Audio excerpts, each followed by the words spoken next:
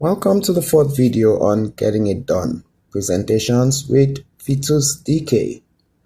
Presentation software are typically used to design and create slideshows that can be used for presentations, lectures, tutorials, and more.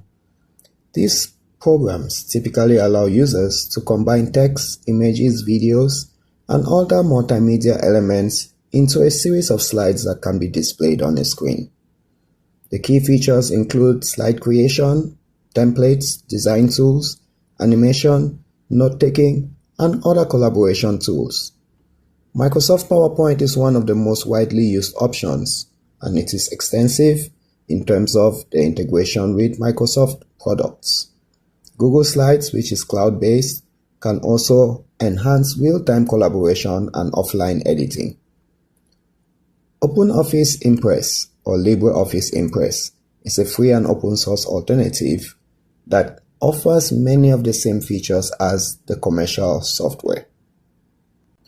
Remember to keep it simple, use visuals, practice, and engage your audience.